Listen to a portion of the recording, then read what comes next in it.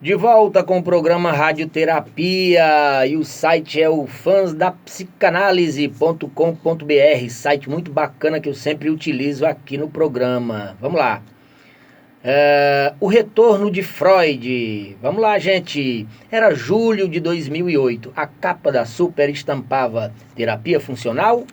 Em frente à imagem de um Freud sisudo de sobrancelhas cerradas e contemplava, sim, o autoconhecimento funciona. Mas Freud talvez não tenha nada a ver com isso.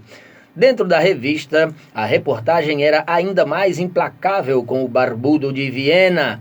Lia-se que as teorias de Freud não tinham embasamento científico, que o tratamento era longo e imprevisível e que o austríaco tinha até inventado fatos quando elaborou suas teses. Ao final do texto, o pai da psicanálise aparecia metaforicamente roxo e inchado, de tanto que havíamos batido nele.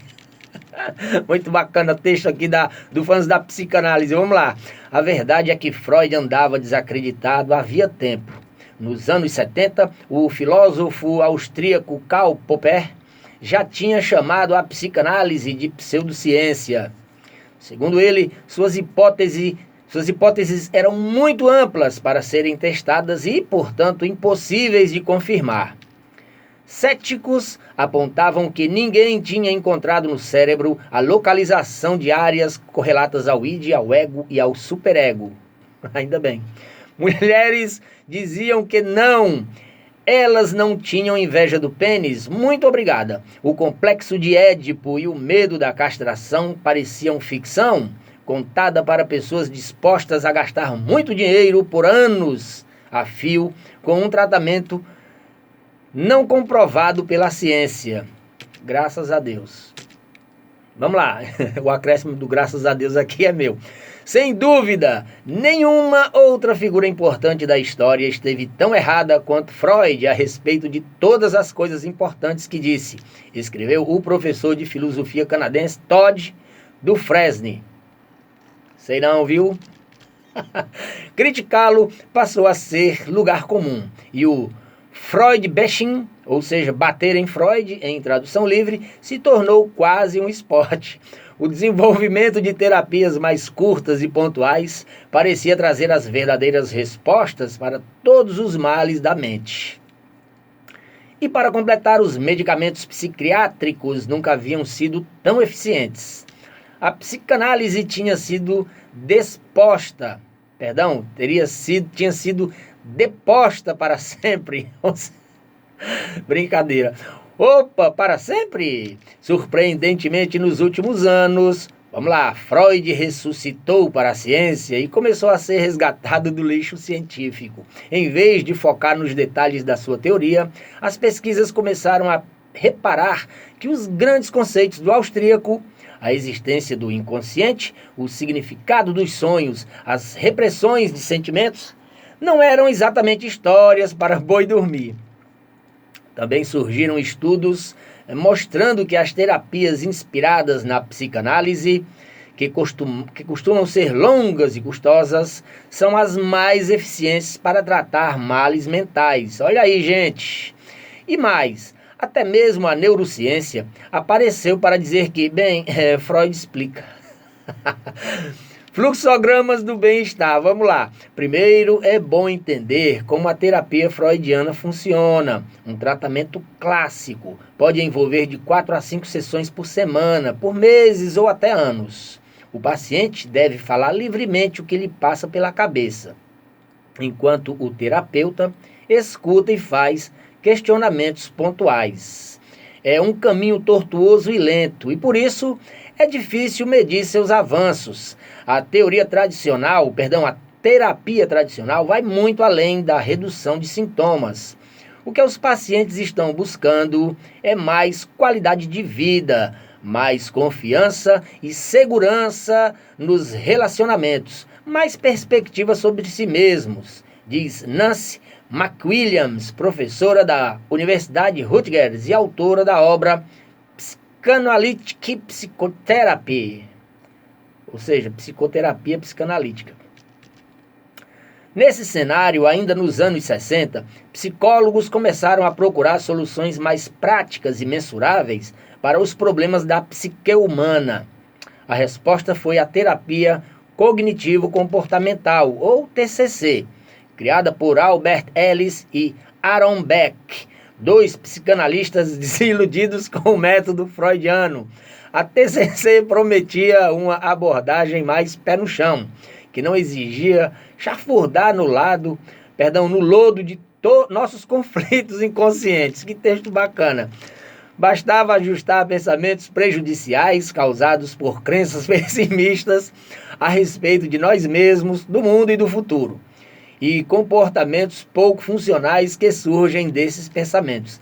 Nada de focar no passado, o foco é o presente. Não é preciso saber como uma pessoa quebrou o braço para poder tratá-lo, diz o terapeuta cognitivo Stefan Hoffman, autor do livro An Introduction to Modern CBT, Introdução a TCC, em edição no Brasil.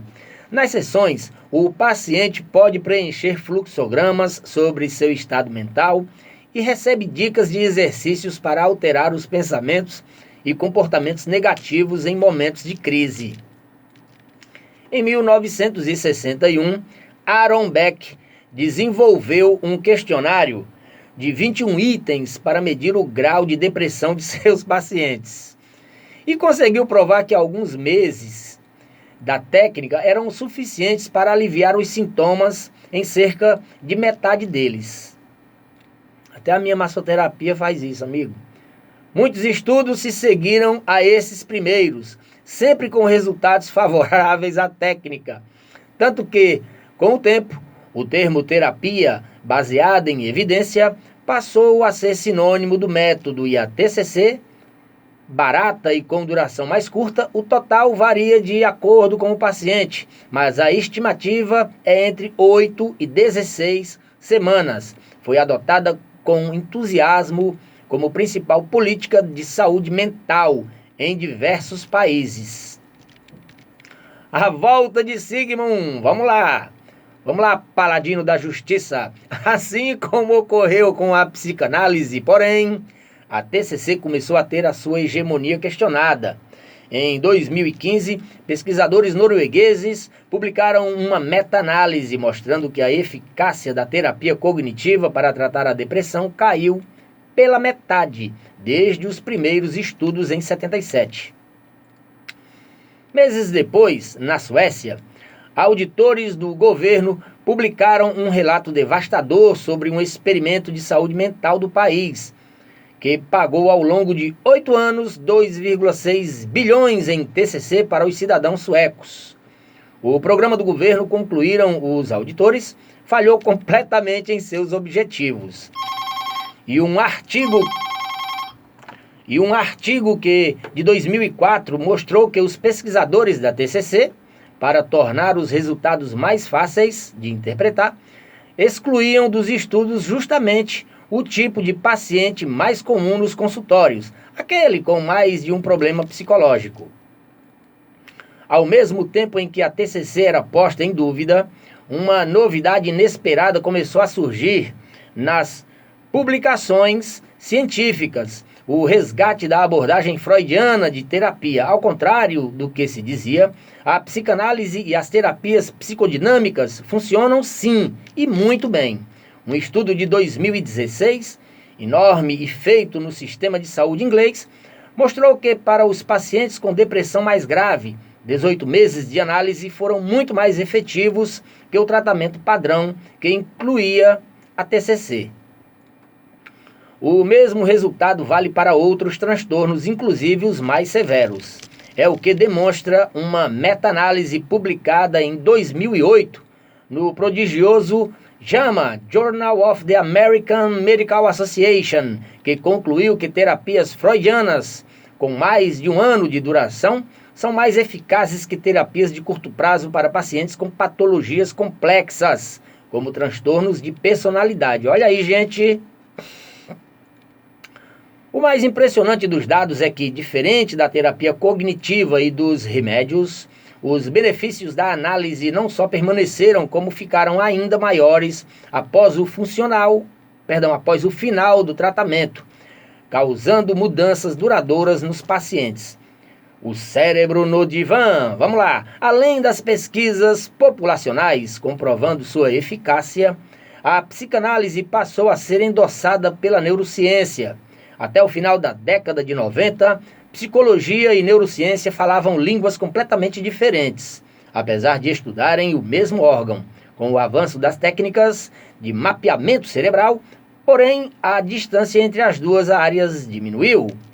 A neurociência começou a se interessar por alguns dos conceitos fundamentais da psicanálise, como o inconsciente.